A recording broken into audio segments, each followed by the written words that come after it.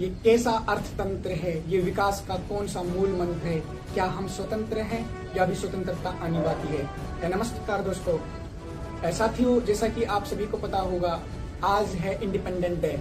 पूरे भारत में 15 अगस्त को मनाया जा रहा है और 15 अगस्त को मनाने का जो पर्पज होता है वो यही होता है कि 15 अगस्त 1947 को भारत आजाद हुआ था। अब भारत आजाद हुआ था या भारत गुलाम हुआ था, भारत आजाद हुआ था या गुलामी की नई जंजीरें डाली गई थी, भारत आजाद हुआ था या भारत को शासन करने के तरीके बदले गए थे, भारत आजाद हुआ था या शहीदों की संवेदनाओं को कुचला गया था, भारत आजाद हुआ था या उन जो उस समय हजारों लाखों लोग जो आजादी का और एक उन शहीदों का संवेदनाओं और उन शहीदों की कुर्बानियों की जो सार्थकता थी, जिसको इंतजार था कि हम भारत को एक राम राज्य बनाएंगे, ये उनकी उम्मीद, उनकी संवेदनाओं का यह कत्ल था। सभी साथियों को मैं आपको अवगत कराना चाहूंगा आपके आज जैसा कि आप सभी को पता कि 15 अगस्त है। इस वीडियो को देखने के बाद आप को चिंतन कीजिएगा कि आज हम क्या एक्चुअल में इंडिपेंडेंट हैं, क्या ये देश हम स्वतंत्र हैं। स्वतंत्रता का अर्थ क्या होता है? स्वतंत्रता का अर्थ तो यही होता है ना, स्वयं का तंत्र, अपना खुद का बनाया हुआ तंत्र। आप लोग बताइए कि अपना क्या है, अपना क्या कौन सा तंत्र हमारा बनाया हुआ है? क्या हमारा स्वास्थ्य तंत्र अपना बनाया हुआ है? क्या न्याय तंत्र अपना है? क्या एजुकेशन सिस्टम अपना है? आपको पता होगा आज एजुकेशन एक्ट है जो मेकाले ने 1835 में जो इम्प्लीमेंट एग्जीक्यूट किया था, जिस एजुकेशन एक्ट के नाम पर भारत के जो हजारों सालों से जो भारत के अंदर जो भारत अनवरत पूरे विश्व को शिक्षित करता रहा, पूरे दुनिया को एक नई दिशा दिखाता रहा। भारत जिस शैक्षणिक पद्धति के आधार पर पूरी दुनिया का सरताज रहा और बेताज बादशाह रहा, जिस एजुकेशन एक्ट के माध्यम से उन गुरुकुलों को आग लगा दी गई, हजारों आचार्यों को जिंदा जला दिया गया और उन गुरुकुलों को इनलीगल घोषित कर दिया गया। क्या ये अपना तंत्र है? क्या हम स्वतंत्र हैं? ये आप चिंतन कीजिएगा। आप सभी साथियों को पता होगा, हम पिछली वीडियोज में बात कर रहे थे, हमने बात करी थी भारतीय मुद्रा के इतिहास के बारे में। हम बात कर रहे थे कि किस प्रकार से अंग्रेजों ने हम लोगों को आर्थिक रूप से, शैक्षणिक रूप से, स्वास्थ्य तंत्र के माध्यम से जो इन्होंने अपने तंत्र इंप्लीमेंट किया, एग्जीक्यूट किया, उसके माध्यम से हम लोगों को किस प्रकार से प्रताड़ित किया और अनवरत निरंतर आज भी हम लोगों को प्रताड़ित किया जा रहा है। आज कौन सा ऐसा तबका है जो पीड़ित नहीं? कौन सा ऐसा घर बचा हुआ है जिसके अंदर बीमारी नहीं? कौन सा ऐसा व्यक्ति है जो अपने जीवन से खुश है? कौन सा ऐसा व्यक्ति है जो दुखी नहीं? ये तो सपना नहीं था हमारे शहीदों का।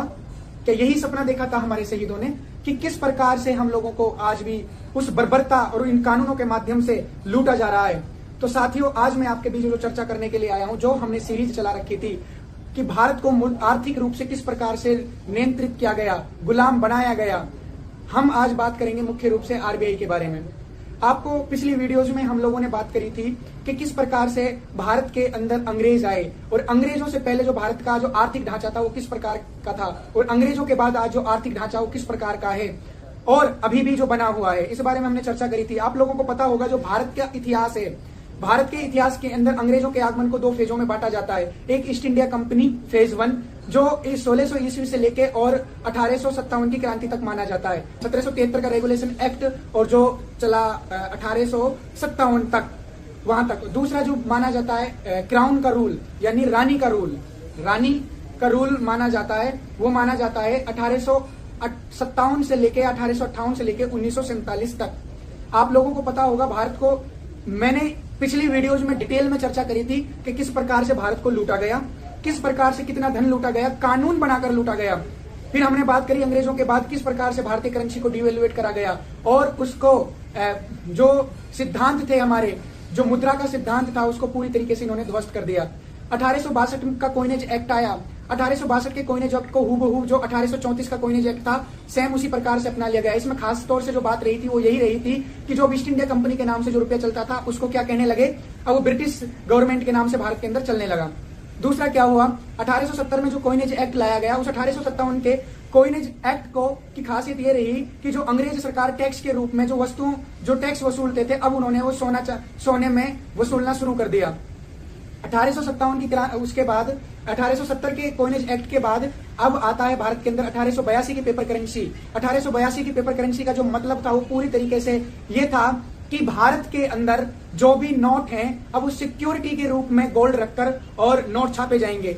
इसका मतलब ये था कि भारत के अंदर केवल इतने ही नोट छापे जाएंगे जितना सिक्योरिटी के रूप में गोल्ड रखा है। और ये जो सुझाव दिया गया था, ये जो नेम बनाया था, ये बनाया था 1844 में से रोथचाइल्ड फैमिली ने ये अब नियम बनाया था कि अब हम जो करेंसी छापी जाएगी इतना ही गोल्ड रखा जाएगा, और जो गोल्ड रखा जाएगा उसके बदले में इतनी ही पेपर करेंसी छापी जाएगी। आप सभी लोगों को पता होगा भारत के अंदर जो मान लीजिए जो सिक्के चलते थे भारत के अंदर सोना चांदी के, मान लीजिए मैं एक व्यक्ति हूं और मैं सुनार के पास जाता था, मेरे पास 100 तोला चांदी थी, मैंने 100 तोला चांदी सुनार के पास रख दी, तो एक सुनार मुझे एक पर्ची लिख के दे देता था और वो कह देता था कि मैं वचन देता हूं कि इनकी 100 तोला चांदी मेरे पास जमा है। सेम इसी प्रकार से जो आज के नोट चलन में इसी प्रकार की वो पर्ची होती थी। तो ये सारी चीजें मैंने पिछली वीडियोज में बात करी हैं। अब इसके बाद 1882 की पेपर करेंसी एक्ट के बाद लाया जाता है 1906 का कॉइनेज एक्ट। 1906 के कॉइनेज एक्ट में 1882, 1870, 1862, 1834 के जो कॉइनेज एक्ट होता है उनके सारे नियम और कानूनों को हूबहू अपना लिया जाता है, केवल शब्द बदलते हैं। जिस प्रकार से सेम आज भी भारतीय न्याय संहिता की धाराएं वही हैं, नंबर बदल गए, शब्द बदल दिए गए, शब्द और प्रावधान वही हैं। प्रावधान की जो पहले 3 साल की सजा थी अब उसमें 10 साल की कर दी। पहले जो राजद्रोह में 3 साल की सजा थी, अगर आप सरकार के खिलाफ आलोचना करते हो तो अब वो 10 साल की कर दी गई है। कहने को यह है कि कानून बदल दिए गए, कानून वही है, केवल प्रावधान और जो शब्द हैं वो बदले गए हैं, नंबर बदले गए हैं। इसी प्रकार से पहले किया जाता था। अब 1925 में फिर आया था royal commission, Hilton young commission जो आया भारत के अंदर। हिल्टन यंग कमीशन के आधार पर भारत का महाशोषण करने के लिए, भारत को बर्बाद करने के लिए, भारत को लूटने के लिए, भारत को अनवरत हजारों सालों तक गुलाम बनाए रखने के लिए और लंबे कालखंड तक नियंत्रित करने के लिए, अपने कंट्रोल में करने के लिए हिल्टन यंग के सुझाव पर 1933 में गोल्ड स्टैंडर्ड को खत्म कर 1934 में एक आरबीआई एक्ट लाया जाता है, जिसकी भाषा पूर्ण रूप से जटिल होती है, जो समझ से बाहर होती है। मतलब जटिल शब्दावली का प्रयोग किया जाता है, शब्दों के माध्यम से हमारे साथ खेला जाता है। और जो आरबीआई एक्ट है, आरबीआई एक्ट को जब आप पढ़ोगे, पूर्ण रूप से जो हमारा जीने का अधिकार है, रोटी कपड़ा मकान, उसको छीनने का उसके अंदर सारे के सारे प्रावधान किए गए हैं। उस एक्ट को हमारा शोषण करने के लिए बनाया गया। इस चीज से आप अवगत हो कि भारत के अंदर रिजर्व बैंक की स्थापना जो करी गई 1 अप्रैल 1935 में आरबीआई एक्ट के माध्यम से करी गई, और जिसकी शुरुआत हो जाती है 1 अप्रैल 1935 में, उसको इंप्लीमेंट कर दिया जाता है, एग्जीक्यूट कर दिया जाता है। रिजर्व बैंक का मतलब केवल यहाँ यही था कि भारतीय रिजर्व बैंक इंग्लैंड के लिए गोल्ड भारत में एकत्रित करेगा और उस गोल्ड को एकत्रित कर वो लंदन भेजेगा, इंग्लैंड भेजेगा, और इंग्लैंड की जो पूरी तरीके से जो वहां की बैंक है, इंग्लैंड है, उसके खजाने को भरेगा। इसलिए उसकी स्थापना करी गई थी। आरबीआई एक्ट की जब मूल धारा को आप देखोगे, आरबीआई एक्ट 1934 सेक्शन 56 के अकॉर्डिंग आप देखो, उस समय भारत का जो मानक स्टैंडर्ड था 1 रुपए का, वो 550 मिलीग्राम शुद्ध 24 कैरेट का गोल्ड का था। अब इसको बदल कर उसका कूटकरण कर दिया गया। कूटकरण करने के पश्चात 1940 में भारत के करेंसी को डिवैल्यूएट कर दिया गया। डिवैल्यूएट करने के बाद अगर हम इसका प्रमाणिक दस्तावेज देखें तो आरबीआई एक्ट 1934 एवं आप देखोगे 1906 का कॉइनेज एक्ट संशोधन एक्ट नंबर 6 1940, इसमें आप स्पष्ट तरीके से देख सकते हो कि भारत को किस प्रकार से लूटने के लिए रिजर्व बैंक की स्थापना करी गई। और इस रिजर्व बैंक का राष्ट्रीयकरण कर दिया गया आजादी के बाद। आपको पता होगा, राष्ट्रीयकरण करने के बाद हमको बताया जाता है कि जो आरबीआई है वो आरबीआई भारत की ब्रांच है। भारत को आर्थिक रूप से, भारत को पूरा जो जीडीपी मतलब नियंत्रित करने के लिए, भारत का व्यवसाय को चलाने के लिए, आप कुछ भी समझ लीजिए, विदेशी लेन देन करने के लिए नाना प्रकार के हमारे बीच में बातें गढ़ी जाती हैं। लेकिन आज आप जब मूल रूप से देखोगे आरबीआई का केवल और केवल जो आरबीआई की स्थापना करी गई, वो आरबीआई की स्थापना रोथचाइल्ड फैमिली के सुझाव पर की गई।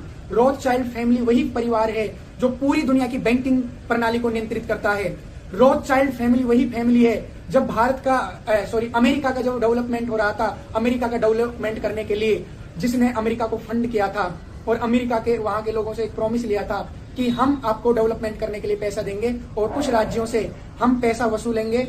वो रोथचाइल्ड फैमिली वही फैमिली है जो पूरी दुनिया के जो सोना है उसके जो आज मोल भाव तय करता है। रोथचाइल्ड फैमिली वही फैमिली है जो पूरी दुनिया के आज भी सरकार किसकी बनेगी, कौन मुख्यमंत्री बनेगा, कौन राष्ट्रपति बनेगा, जो अप्रत्यक्ष रूप से आज पूरी दुनिया के बेताज बादशाह हैं, वही आज रोथशाइल्ड फैमिली है।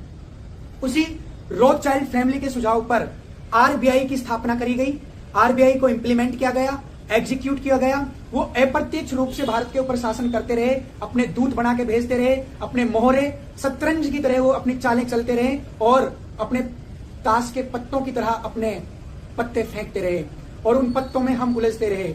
आप लोगों को आज तक इतिहास के अंदर यह नहीं बताया जाता कि ईस्ट इंडिया कंपनी का मालिक कौन था। आप सर्च कीजिए, आप गूगल कीजिए, आप इतिहास की किताबों को उठाइए, लेकिन आपको कहीं ये नहीं बताया गया कि ईस्ट इंडिया कंपनी का मालिक कौन था। लेकिन आज दुर्भाग्य यही है कि जो ईस्ट इंडिया कंपनी का जो मालिक था वही आरबीआई का मालिक है, वही व्यक्ति आज भी आरबीआई का मालिक है। आप लोगों को पता होगा, अभी हाईकोर्ट ने कुछ दिन पहले एक न्यूज आई थी, अखबारों में आपने पढ़ा होगा कि जितने भी बैंक कर्मचारी हैं वो सारे के सारे प्राइवेट हैं, वो सरकारी नहीं है। अगर सरकारी जो बैंक हैं यदि वो सरकारी हैं तो कर्मचारी भी सरकारी होने चाहिए। लेकिन आप स्क्रीन पे देख सकते हो कि ये जो बात मैं बोल रहा हूं, ये हाई कोर्ट ने ये बात बोली थी कि जितने भी बैंक एम्प्लॉय हैं वो सारे के सारे प्राइवेट हैं। तो ये जो रिजर्व बैंक है जिसे हम आरबीआई मानते हैं, ये आरबीआई अगर हम इसकी बात करें, हम लोगों को पूर्ण रूप से हमारा जो भारत का गोल्ड को रिजर्व कर और इस गोल्ड को भेजा जाता है इंग्लैंड में। आप लोगों को पता होगा, जब मैंने आप लोगों को बताया था कि India's paper currency department 1862-1934 as quasi currency board, जब मैं इसके माध्यम से ये रिपोर्ट है, और ये रिपोर्ट जो प्रकाशित हुई थी दिसंबर 2013 में हुई थी और ये प्रकाशित करी थी जॉन्स हॉपकिंस यूनिवर्सिटी ने। आप जब इसमें देखोगे, इसमें जब जाओगे तो इसमें आप लोगों को पता चलेगा कि भारत के अंदर 1862 से लेकर और 1935 तक सिक्योरिटी के रूप में कितना गोल्ड भेजा गया, कितना गोल्ड सिक्योरिटी के रूप में भेजा गया। ये स्क्रीन पर मैं इसकी लिंक आपको डिस्क्रिप्शन में दे दूंगा। ये सारी की सारी रिपोर्ट आप देख सकते हो और स्क्रीन पर भी आप देख रहे होंगे। ये 1862 में भेजा गया, 1871 में भेजा गया, 1872 में भेजा गया, 1890 में, 1893 में और 1898 में, 1904 में, 1905 में, 1907 में, 1911 में, 1914 में, 1915 में, 1916 में, और इसी प्रकार से ये तब तक भेजा जाता रहा। 1935 1 अप्रैल रिजर्व बैंक ऑफ इंडिया ये जो रिप्लेस्ड कर दी गई फिर ये आरबीआई के माध्यम से।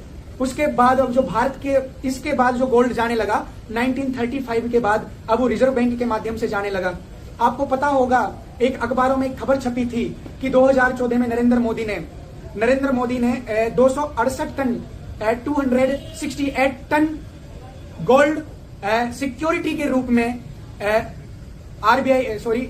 इंग्लैंड में भेजा था। ये आरटीआई लगाई थी नवेदी ने, आप स्क्रीन पे देख सकते हो। ये खबर बड़ी वायरल हुई थी और उन्होंने जो आरटीआई लगाई थी, वो आरटीआई में जो रिप्लाई आया था, और ये 2019 में इस आरटीआई के माध्यम से खुलासा हुआ था इस मोदी सरकार का कि 1960 जिस प्रकार से 1935 से पहले भारत का जो गोल्ड भेजा गया, जब ये रिपोर्ट देखोगे, इस रिपोर्ट को पढ़ोगे, ब्रिटिश गवर्नमेंट को सिक्योरिटी मनी के रूप में भारत के द्वारा 37,440 करोड़ वैध रुपया यानी सोना चांदी दिया गया। इस रुपया को अगर सोने के मानक स्टैंडर्ड से बदला जाए तो कितना होगा, आप हैरान हो जाओगे, आपके पैरों तले से जमीन खिसक जाएगी। अगर हम कुल रुपया अगर करोड़ में बात करें 37,440, और अगर हम प्रति मोहर अगर इसको मोहर में कन्वर्ट करें, कितनी मोहर भारत की गई, 3,744 मोहर भारत की कहां भेजी गई सिक्योरिटी के रूप में। अगर हम इस इतने सारे गोल्ड को, अगर जो मैंने आपको बताया था कि अगर हम studies in appeals India's economics 1862 to 1935 paper currency board, और अगर हम इसको देखें जॉन्स हॉपकिंस यूनिवर्सिटी की जो ये रिसर्च है जो 2013 में प्रकाशित हुई, उसके अकॉर्डिंग अगर आप देखोगे अब तक जो सारा का सारा गोल्ड भेजा गया, अगर उसको हम किलोग्राम में अगर कन्वर्ट करें तो 43 करोड़ 67 लाख 160 किलोग्राम शुद्ध सोना भेज दिया गया। और अगर इसी गोल्ड को अगर हम टन में कन्वर्ट करें तो 4,36,710.106 टन शुद्ध सोना हमने इंग्लैंड में भेज दिया, जो ब्रिटिश गवर्नमेंट द्वारा 1860 टू 1935 के बीच भारत से सिक्योरिटी मनी के रूप में लिया गया वैध रुपया है, जो आज भी ब्रिटेन के कब्जे में है, जो भारत की 150 करोड़ की आबादी का सोना है। इस विषय पर आज भी भारत सरकार क्यों मौन है, क्यों विपक्ष मौन है? क्यों जितने भी तंत्री मंत्री बनकर बैठे हैं, जो भी अपने आप को शासन प्रशासन में कहते हैं, वो व्यक्ति क्यों मौन है? जब हम लोग कहते हैं कि जो मैंने आपको बताया स्टडीज इन अपील्स, जो मैं आपको बता रहा था कि भारत के अंदर अगर हम बात करें, अगर इस रिपोर्ट के अकॉर्डिंग अगर हम बात करें, India's paper currency department 1862-1935 as quasi currency board, अगर इस जॉन्स हॉपकिंस की यूनिवर्सिटी है, अगर इसकी जो ये स्टडी जो छपी, ये जो शोध ग्रंथ के अकॉर्डिंग अगर हम बात करें 2013 में जो प्रकाशित हुई, भारत के अंदर से जो इतना सारा गोल्ड लूटा गया, उस गोल्ड जो भारत की 150 करोड़ की आज की आबादी का जो गोल्ड है, उसके ऊपर आज भी अगर हम स्वतंत्र हैं, अगर हमारा देश आजाद हो गया है, हम आज अगर हमारा तंत्र बन गया है, अगर हम गणतंत्र हैं, तो आज भी इस पक्ष पर कोई भी सरकार, सारी सरकारें मौन क्यों हैं? क्यों कोई भी व्यक्ति बात नहीं करता इसके बारे में? क्यों आज भी हर व्यक्ति चुप है? क्यों बात नहीं की जाती? इस जो लाखों टन हमारा गोल्ड भेज दिया गया, जो भारत की जनता का खून पसीने की मेहनत की कमाई है, आज उस पर क्यों सरकारें मौन हैं? क्यों बात नहीं की जाती?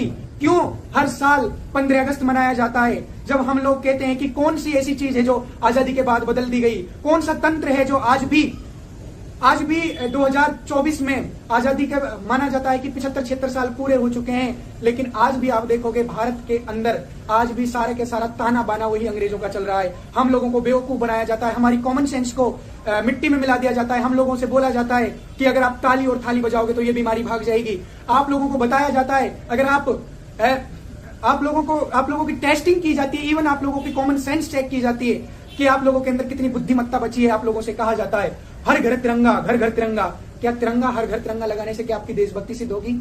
आप लोगों की कॉमन सेंस को चेक किया जाता है, आप लोगों को बेवकूफ बनाया जाता है, आप लोगों की माइंड प्रोग्रामिंग की जाती है, आपकी माइंड प्रोग्रामिंग की जाती है सोशल मीडिया के माध्यम से, अखबारों के माध्यम से, बुक के माध्यम से, गलत इतिहास के माध्यम से, मोबाइल के माध्यम से, न्यूज़पेपर के माध्यम से। और आज बहुत बड़ा तबका आप देखोगे, आज वो तबका जिसको हम पढ़ा लिखा तबका मानते हैं, जो पीएचडी कर गए, आज उनको पानी पीना तक नहीं आया, भोजन रात्रि का कब कर लेना चाहिए उनको ये तक नहीं आया, और हम अपने आप को कहते हैं कि हम पढ़ लिख गए, हम डिग्रियां हासिल कर ली। ये आज जो भारत आजाद होने से पहले, अंग्रेजों के आने से पहले जो भारत था, जो भाई राजीव दीक्षित जी जिस भारत का निर्माण करने के लिए वो कहते थे, भाई राजीव दीक्षित जी बोलते थे कि मैं भारत को भारतीयता की मान्यताओं के आधार पर खड़ा करना चाहता हूं। जो भारत को भारतीयता की मान्यताओं के आधार पर खड़ा करना चाहते थे, वो जो भारत की मान्यता थी, उन भारत की मान्यताओं को हमने किस प्रकार से ध्वस्त कर दिया। आजादी के 75 साल बाद क्यों बात नहीं की जाती? आपको हैरानी होगी। खैर, हम बात कर रहे थे भारतीय रिजर्व बैंक के बारे में। भारतीय रिजर्व बैंक उसी प्रकार से आज भी कार्यरत है कि जिस प्रकार से पहले अंग्रेज यहाँ से सोने को लूट के लिए जाते थे, आज भी इसी प्रकार से लूट के ले जाया जाता है। हम लोगों ने भारतीय रिजर्व बैंक से कुछ सवाल पूछे आरटीआई के माध्यम से, और हमने सवाल जो पूछे वो क्या पूछे? हमने सूचना का अधिकार अधिनियम 2005 के अंतर्गत दिनांक 22 फरवरी 2016 को एक सूचना मांगी थी, और जो सूचना मांगी थी उसका क्वेश्चन नंबर 4 हमने पूछा था कि भारत के अंदर 1 अप्रैल से लेकर कितनी बार भारत की करेंसी को डिवैल्यूएट करा गया, कूटकरण करा गया, कितनी बार डिवैल्यूएट किया गया? तो उसका जो जवाब आता है भारतीय रिजर्व बैंक की तरफ से, इसका उत्तर दिनांक 18/3/2016 को भारतीय रिजर्व बैंक द्वारा लिखित रूप में भेजा गया, जो इस प्रकार है। तो भारत की जो रिजर्व बैंक के बाद अगर जो उसका रिप्लाई भेजा जाता है, तो आजादी के बाद से भारतीय रुपए का अवमूल्यन 1949, 1966 और 1991 में हुआ, यानी कि 1949 और 1966 एंड 1961 में हुआ, और 22 सितंबर 1949 को पाउंड स्टर्लिंग का अवमूल्यन के फलस्वरूप स्वचालित रूप से रुपए को 30.5% अवमूल्यन हुआ था। 1966 में देश की भारत के बाहरी क्षेत्र में तनाव और गंभीर सूखे और पश्चिमी देशों से सहायता बंद होने की वजह से और बढ़ गया था। इसके कारण 6 जून 1966 में रुपए का 36.5% अवमूल्यन किया गया था। और इसकी जो आप सोर्स देख सकते हो, आरबीआई हिस्ट्री वॉल्यूम 1951 टू 1968, इसमें आप इसको चेक कर सकते हो। बड़े बजट घाटे और खाड़ी युद्ध के कारण, अंतरराष्ट्रीय कच्चे तेल की कीमतों के कारण बढ़ते आयात बिल की वजह से भारत को 1992 में भुगतान संतुलन का सामना करना पड़ा। इस कारण रुपए की विनिमय दर 2 चरणों में करीब 1% और 11% अमेरिकी डॉलर के संदर्भ में 1 और 3 जुलाई 1992 में अवमूल्यन किया था। इसका स्रोत आप देख सकते हो, मुद्रा वित्त 2001 और 2002 की रिपोर्ट आरबीआई की। तो ये उत्तर आरबीआई की तरफ से आता है। तो आप आगे देखिए, इसी उत्तर के संदर्भ में हमने सूचना का अधिनियम के अंतर्गत दिनांक 13/5/2016 को मांगी गई सूचना के प्रश्न संख्या 5 और 6 द्वारा ये सूचना मांगी गई कि भारतीय रुपया तथा पाउंड स्टर्लिंग के आपस में क्या संबंध है, जिससे 22 सितंबर 1949 को पाउंड स्टर्लिंग को अवमूल्यन के फलस्वरूप रुपए का 30.5% अवमूल्यन स्वचालित रूप से हुआ था। इसे सूचना के रूप में प्रकट करें, जिसका उत्तर रिजर्व बैंक ने दिनांक 30/5/2016 को भेजा गया था। और अगर अब उसका जवाब अगर हम देखें तो आप देखिए कि आरबीआई की तरफ से उसका जवाब क्या आता है। जैसा कि भारतीय रिजर्व बैंक के बुलेटिन नवंबर 1949 में उल्लेख है कि भारत सरकार ने अंतरराष्ट्रीय मुद्रा कोष की सहमति से 20 सितंबर 1949 को रुपए का अवमूल्यन स्टर्लिंग के मूल्य के बराबर करने की घोषणा की। यह भी घोषणा की गई थी कि अमेरिकी मुद्रा के संबंध में रुपए का मूल्य 30.225 सेंट से परिवर्तित होकर 21 सेंट होगा और सोने के संदर्भ में रुपए की तुलना में शुद्ध स्वर्ण का मूल्य 0.2680601 से परिवर्तित होकर 0.1866 ग्राम होगा तथा रुपए और पाउंड स्टर्लिंग की विनिमय दर अपरिवर्तित रहेगी। इस तरह रुपए का कूटकरण करते, जिसमें रुपए सन 1990 तक प्रति रुपया 0.118489 ग्राम सोने का हिसाब था, उसे सन 1991 में खत्म कर रुपए का बाजार के हवाले कर दिया गया। यह गवर्नमेंट रुपया सोने से लगभग शून्य है। दिनांक इसके बाद देखिए, दिनांक 13/5/2016 को मांगी गई सूचना का प्रश्न संख्या 5 में यह सूचना मांगी गई कि भारतीय रिजर्व बैंक अवमूल्यन का प्राधिकार देने वाली अधिनियम नियम आदेश की सूचना देवें। तो भारतीय रुपया, अब हमने जो भारतीय रिजर्व बैंक से यहाँ से आगे जो सवाल करते हैं, हमने भारतीय रिजर्व बैंक से पूछा कि ऐसा कौन सा कानून है, ऐसा कौन सा प्रावधान है, ऐसा कौन सा एक्ट है, ऐसा कौन सा नियम है, ऐसे कौन से सिद्धांत है जिसके माध्यम से आप लोगों ने कूटकरण करा। हमने सवाल पूछा भारतीय रिजर्व बैंक से कि इसी विभाग द्वारा दिनांक, जब हमने इनसे प्रश्न पूछा 25/5/2016 को रिजर्व बैंक वित्तीय बाजार विनिमय विभाग द्वारा उत्तर में कहा गया कि यह सूचना हमारे पास उपलब्ध नहीं है। आपका प्रश्न वित्तीय बाजार परिचालन विभाग को हस्तांतरित कर दिया गया है, आपको जो आपको इस प्रश्न का उत्तर देंगे। हम जब भारतीय रिजर्व बैंक से ये सवाल जब हमने पूछा तो हमारे पास जवाब आता कि इस प्रकार का दस्तावेज हमारे पास उपलब्ध नहीं है। और जब ये अगले विभाग को भेजा गया, आप देखिए उस विभाग से जो उत्तर आता है, पुनः रिजर्व बैंक के वित्तीय बाजार परिचालन विभाग द्वारा 11 अगस्त 2016 को एनेक्स ए के अनुसार सूचना के उत्तर में लिखते हैं कि यह प्राधिकारी भारतीय रिजर्व बैंक अधिनियम 1934 के अंतर्गत दिया गया है। इस उत्तर से हम संतुष्ट नहीं हुए और इस पर केंद्रीय सूचना आयोग में हमने अपील कर दी कि रिजर्व बैंक अधिनियम 1934 में रुपए का अवमूल्यन के संदर्भ में किस धारा में उल्लेखित है, रिजर्व बैंक बताए। इसी अपील की बहस 16 अप्रैल 2018 को वीडियो कॉन्फ्रेंस के जरिए हुई और हमने बहस में भाग लेते हुए सिर्फ इतना जानना चाहा कि रिजर्व बैंक एक्ट की कौन सी धारा अवमूल्यन का उल्लेख है। रिजर्व बैंक कोई संतोषजनक जवाब नहीं दे पाया। हमने जब रिजर्व बैंक से आरटीआई के माध्यम से ये जानने का प्रयास करते हैं, जब उसका जो विभाग के से जो हमें जवाब मिलता है, हम उससे संतुष्ट नहीं होते हैं। वो कहते हैं कि आरबीआई एक्ट के अकॉर्डिंग ऐसा डिवैल्यूएट करेंसी को किया गया। तो हमने पूछा कि कौन सी कानून के तहत ऐसा करा गया, कौन सा ऐसा सेक्शन है, तो रिजर्व बैंक की तरफ से वहां कोई जवाब नहीं आता। हम डायरेक्ट अपील कर देते हैं। अपील को हमने डायरेक्ट उसमें यही पूछा जाता है कि कौन सा धारा है, कौन सा कानून है, कौन सा नियम है जिसके तहत आप ये अवमूल्यन करते हो। तो रिजर्व बैंक द्वारा आरटीआई की सूचना में उत्तर देते हुए जो कारण उपरोक्त बताया गया कि बाहरी क्षेत्र और तनाव गंभीर। अब आप लोग मुझे ये बताइए, जो रिजर्व बैंक ने ये हमें बताया था कि किस प्रकार से भारत को जो 1949 में, 1966 में और 1992 में जो भारत की करेंसी को डिवैल्यूएट करा गया। सबसे पहले आप लोग यहाँ पर ध्यान दीजिए कि 1861 में जो पुलिस एक्ट बना था, 1860-61 में जो अध्याय इंडियन पिनल कोड का चैप्टर 12 और चैप्टर 18 है, उसमें ये उल्लेख करा गया कि 1949 जो 4089 के जो एक्ट है और उसके जो सबसेक्शन है, आईपीसी की धारा 489 और उसकी उपधाराएं और अध्याय 12 की आईपीसी की जो धारा 230 से और 254 वर्तमान समय में वो भारतीय न्याय संहिता की धारा 178 से और 188 तक उल्लेखित है। अब उसमें प्रावधान कर दिया गया है।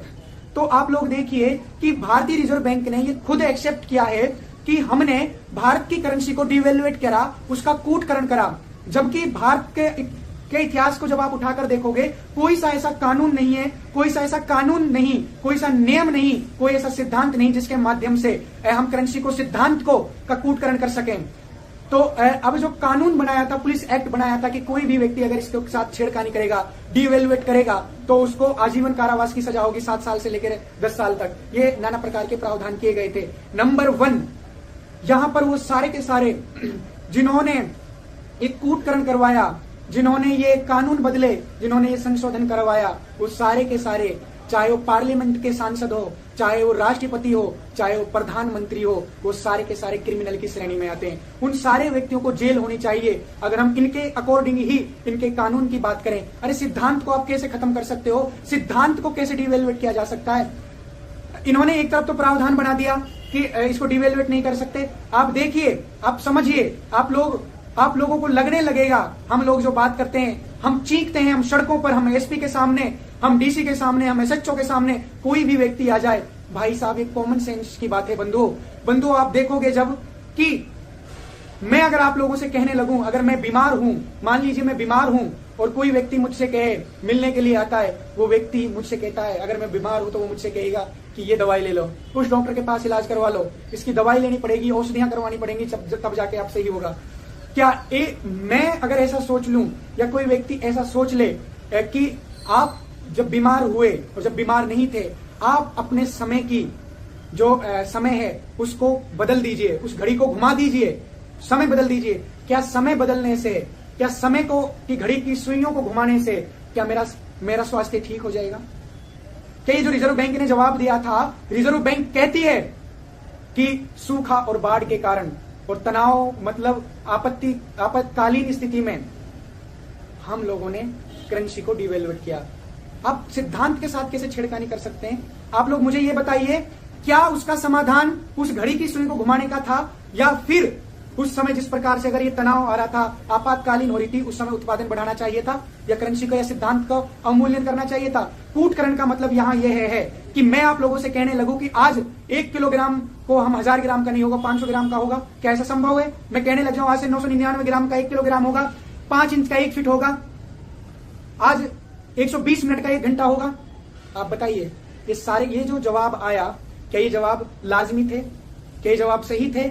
चिंतन कीजिए, कॉमन सेंस यूज कीजिए, अंधभक्ति से बाहर आइए और इस शोषण और इस महाविनाश से भारत को बचाइए। और इस आरबीआई का खेल समझिए कि जिस प्रकार से आज भी हम लोगों को प्रताड़ित किया जाता है। हम लोग कहते हैं इन लोगों से कि आज जितनी भी आरबीआई के माध्यम से हो, जितने भी करेंसी नोट वितरित करे जा रहे हैं, ये सारे के सारे नकली हैं। हम लोग प्रमाणित तौर पे हम उस नोट के माध्यम से ये सिद्ध कर देंगे कि वो नोट नकली है। जिस प्रकार से मैंने आप लोगों को बताया कि 1968 में जब भारत का जो पहले का नोट था, उस नोट पर लिखा promise to pay the bearer on demand the sum of this rupees at any office of issue. आप स्क्रीन पर देख सकते हो वो नोट। इस नोट पर लिखा हुआ है, आपको ये दिखाई दे रहा है, ऊपर आप देख रहे होंगे, जो ये आपको ऊपर दिख रहा है, इस पर क्लियर लिख रहा है I promise to pay the. इसमें जो आप देख रहे होंगे, इसमें जो आपको दिखाई दे रहा है इस नोट में आपको यही दिखाई दे रहा है कि जो इसमें ऑन डिमांड और eight any office of issue है। 1968 के बाद 2 रुपए से लेकर 2000 तक के नोट पर आपको ये कहीं भी नहीं दिखाई देता। सेक्शन 489 489 और उसकी उपधाराएं ये सिद्ध करती हैं। और आज की वर्तमान की बात करूं तो भारतीय न्याय संहिता की 178 और 188, अगर हम यदि किसी के एफिडेविट को चेंज करते हैं, छेड़खानी करते हैं, स्टाम्प को बदलते हैं, तो उसको आजीवन कारावास की सजा है। उसमें बेल अवेलेबल नहीं है, वो क्रिमिनल नेचर का केस है, वो फौजदारियों की श्रेणी में आएगा। ये सारे के सारे प्रावधान हैं। हम साबित करेंगे, हम चीखते हैं, हम चिल्ला कर कहते हैं कि आज जो आरबीआई की एनुअल रिपोर्ट जो 23-24 की जो सबमिट करी थी, आप देखोगे आज आरबीआई ने 34 से 35 लाख करोड़ की देश के अंदर करेंसी है। बजट के अंदर आपको दिखाया गया था 163 लाख करोड़ का कर्ज है। आप देखोगे भारत की जनता के पास 210 लाख करोड़ का कर्ज तो वो है जो वितरित कर रखा है कर्ज के रूप में, और 253 लगभग 240 से 243 लाख करोड़ का कर्ज वो है जो प्राइवेट लोगों को बांट रखा है। आप लोग हैरान हो जाओगे, आप लोगों के पैरों तले से जमीन खिसक जाएगी। आप लोग सोचिए, जब भारत के अंदर चलन में इतनी करेंसी है ही नहीं, तो इन्होंने कर्ज कहां से दे दिया? आप देखिए, मैं लिंक देता हूं आपको डिस्क्रिप्शन में, आप चेक कर सकते हो। वर्तमान में चलन में 234 लाख करोड़ की करेंसी है। बजट के अकॉर्डिंग आप देखें तो 24-25 के में 163 लाख करोड़ का कर्ज दिखा रखा है। ये सारी की सारी जो हमने आपको बात बताई कि आरटीआई के माध्यम से इन्होंने फेरबदल और इनके जो जवाब आए वो पूरी तरीके से वो असंतुष्ट मतलब संतोषजनक नहीं थे। आप लोग सोचिए, आप लोग समझिए, चिंतन कीजिए, क्या हम आज हमारा देश स्वतंत्र है? क्या आज हमारे देश को स्वतंत्रता मिल गई है? ये कैसा अर्थतंत्र है? ये विकास का कौन सा मूल मंत्र है? क्या हम अभी स्वतंत्र हैं या अभी स्वतंत्रता आनी बाकी है? ऐसे नाना प्रकार की आरटीआईओं के माध्यम से जब हमने भारत से सवाल पूछे और जवाब पूछे, आप आगे देखिए, हमने सूचना अधिकार अधिनियम के द्वारा कुछ ऐसी जानकारियां प्राप्त हुई जिससे यह सिद्ध होता है कि रिजर्व बैंक भारत सरकार ने भारत के लोगों के साथ छल कपट और धोखा किया है। आरटीआई द्वारा दिनांक 28/9/2017 को रिजर्व बैंक से पूछे गए प्रश्न की क्या वर्तमान में बैंक नोटों का निर्गमन प्रतिभूति रखकर किया जाता है, यदि हाँ तो कौन सी प्रतिभूति को कितनी मात्रा प्रति रुपए में रखी जाती है, तो इस सूचना के रूप में प्रकट करें। तो बंधुओं, रिजर्व बैंक ने दिनांक 3/11/2017 को उत्तर देते हुए कहा, रिजर्व बैंक द्वारा जारी किए गए सभी बैंक नोट भारतीय रिजर्व बैंक अधिनियम की धारा 33(1) में परिभाषित रूप से पात्र संपत्तियों द्वारा समर्थित है। अब बंधुओं और जो साथियों, जो आप वीडियो को देख रहे हो, अब आप ध्यान दीजिएगा, प्रत्येक नोट पर लिखा है कि केंद्रीय सरकार द्वारा प्रत्याभूत guaranteed by the central government, अर्थात संपत्तियों की गारंटी है। और रिजर्व बैंक का कहना है कि संपत्तियों द्वारा समर्थित है। यहां ध्यान देने वाली बात यह है कि गारंटी और समर्थन में पूरब और पश्चिम और जमीन और आकाश का अंतर है। यह भारत की जनता के साथ कितना बड़ा धोखा है। दिनांक 15/10/1990 तक रुपया प्रति रुपया जो 0.118489 ग्राम शुद्ध सोने का हिसाब था, उसे खत्म करके रुपया बाजार के हवाले कर दिया गया और जनता को धोखा देने के लिए आज भी नोटों पर प्रत्याभूत शब्द लिखा है, जबकि जो संपत्ति रखी है वो प्रतिभूति अर्थात गारंटी नहीं है बल्कि समर्थन में रखा गया है, मात्र जो दिखावा है। और इससे सिद्ध होता है कि ये रुपया वेद निवेदा का धन का कागज का टुकड़ा है, वो लीगल टेंडर है, वो टोटली हम लोगों के साथ छल है, कपट है। आप लोग समझिए, आप लोग देखिए कि किस प्रकार से हम लोगों को बेवकूफ बनाया जाता है। भारत के नोट के ऊपर लिखा होता है कि guaranteed by the central government, वो लिखते हैं कि इसकी गारंटी है, जो इसकी जो गारंटी है सेंट्रल गवर्नमेंट की है। कौन सी सेंट्रल गवर्नमेंट? किसको कहते हैं सेंट्रल गवर्नमेंट? हमने भारत सरकार से पूछा, भारत को कितने नामों से जाना जाता है, तो भारत सरकार की तरफ से जवाब आता है। आने वाली वीडियोज में मैं आपको आरटीआई भी दिखाऊंगा, जिनके माध्यम से जब हमने ये आरटीआई लगाई हमारे एक साथी ने, तो जो जवाब आए, जिनकी बात मैं कर रहा हूं, ये सारे के सारे पत्ते मैं अगली वीडियोज में आपको खोलूंगा। तो हमने भारत सरकार से पूछा कि सेंट्रल गवर्नमेंट क्या है, भारत सरकार को कितने नामों से जाना जाता है, तो भारत की तरफ से आता है कि भारत सरकार को 3 नामों से जाना जाता है, republic of India, government of India और republic of India, government of India और एक और है यूनियन ऑफ गवर्नमेंट। इन 3 नामों से भारत सरकार को जाना जाता है। तो ये कौन सी सरकार है जो गारंटी ले रही है? आप लोगों को बेवकूफ बनाया जा रहा है। नकली नोट है ये। 1968 से पहले जो इस पे वचन खंड था, उसका मतलब यही था कि आप कोई से भी ऑफिस से ले सकते हो मांगे जाने पर। इस पर लिखा हुआ है कि मैं धारक को 10 रुपया अदा करने का वचन देता हूँ, 2000 रुपया अदा करने का वचन देता हूँ। क्या है रुपया? रुपया मैंने पिछले वीडियोज में आपको बताया क्या था। रुपया क्या था? रुपया अपना जो सिक्योरिटी के रूप में आपने रख रखा है। आप पढ़िए, स्क्रीन पे आप देख रहे होंगे, लिंक मैंने डिस्क्रिप्शन में दे दिया है, आप विजिट कीजिए आरबीआई की ऑफिशियल वेबसाइट पर, जिस पर लिखा हुआ है 30 रुपए के बदले आपका सिक्योरिटी के रूप में गोल्ड रखा है। क्या कोई सी बैंक देती है आपको? लेकिन आप तो डूबे पड़े हो मोदी की भक्ति में, राहुल की भक्ति में और पार्टियों की भक्ति में। मेरा किसी व्यक्ति से ईर्ष्या द्वेष नहीं है, ना मेरा कोई पार्टी से संबंध है, मेरा इस तंत्र से है। इस वीडियो में जितनी भी बात करी गई है साक्ष्यों के आधार पर करी गई है, एविडेंस के बिहाफ पर करी गई है, भारत सरकार से जो जवाब आए हैं उनके आधार पर करी गई है। साथियों, आप लोग भारत की जनता को किस प्रकार से बेवकूफ बनाया जा रहा है, साथियों आप देख सकते हो। अब चिंतन आप कीजिएगा कि जो आरबीआई ने जवाब दिए, क्या भारतीय रिजर्व बैंक हमारे लिए है, आप देश की जनता के लिए है? क्या हमारा देश स्वतंत्र है? अगर हमारा देश स्वतंत्र है तो मैं आप लोगों के लिए सवाल छोड़कर जा रहा हूं। बंधुओं, इन सवालों का जवाब ढूंढिएगा और जवाब दीजिएगा। वर्तमान में भारत के पास कितना गोल्ड है? सिक्योरिटी के रूप में जो गोल्ड भेजा गया है उसका आधार क्या है? पहला सवाल। दूसरा सवाल, आज भी भारत के एरोप्लेनों पर वीटी, विक्टोरिया की टेरिटरी या वायसराय की टेरिटरी क्यों लिखा जाता है कोड के साथ? तीसरा सवाल, आज भी भारत के पासपोर्टों पर रिपब्लिक ऑफ इंडिया क्यों लिखा जाता है? आज भी भारत के संविधान के अंदर स्टेट भारत को क्यों बोला जाता है? भारत को पूरे संविधान के अंदर राष्ट्र क्यों नहीं बोला जाता? अब 1947 में जो भारत को 2 डोमिनियन स्टेट में डिवाइड किया गया था, खंड राज्यों में किया गया था, आज भारत एक राज्य है, एक कॉलोनी है, उसका ऐसा क्यों है? मैं आपके रिसर्च के लिए सवाल जो छोड़कर जा रहा हूँ। आज भी भारत के अंदर राष्ट्रगान क्यों बोला जाता है? क्यों आज भी भारत के अंदर अगर कोई इंग्लैंड का राजा या रानी आती है तो भारत के राष्ट्रीय झंडा झुकाया जाता है? क्यों आज भी भारत के अंदर जब वो रानी या राजा आता है तो उनको 21 तोपों की सलामी दी जाती है? क्यों उनकी मृत्यु पर शोक मनाया जाता है? और उनका क्यों वीजा और उनका पासपोर्ट और उनका किराया क्यों नहीं लगता भारत में आने पर? ये सवाल मैं आपको छोड़कर जा रहा हूँ। 15 अगस्त है आज और इस 15 अगस्त पर हम उन शहीदों की चिताओं की जो हम बात करते हैं कि शहीदों की चिताओं पर हर बरस लगेंगे मेले, वतन पर मरने मिटने वालों का यही बाकी निशान होगा। दोस्तों, उन शहीदों की चिताओं पर तो मेले नहीं लगते हैं। आप उन शहीदों की चिताओं की संवेदनाओं, सार्थकताओं, जो इस देश के लिए शहीद हो गए, जो मर गए, मिट गए, अपनी गर्दन को नौछावर कर गए, उन शहीदों की संवेदनाओं, सार्थकताओं के लिए जितनी भी बातें मैंने करी हैं, अगर आपको लगे कि ये सारी बातें झूठी हैं तो आप अपनी स्वयं की रिसर्च कीजिए, आप कमेंट कीजिएगा, जो मुझसे सहायता होगी हम उसमें मिलकर करेंगे और नई जो चीजें इसमें ऐड करने की होंगी हम उसमें ऐड करेंगे। और मैं आप सभी साथियों से निवेदन करता हूं, इस आजादी की लड़ाई में आप हमारा साथ दीजिए, उन सही लाखों शहीदों का सपनों का भारत बनाने की आप लोग प्रण कीजिए। जय हिंद, जय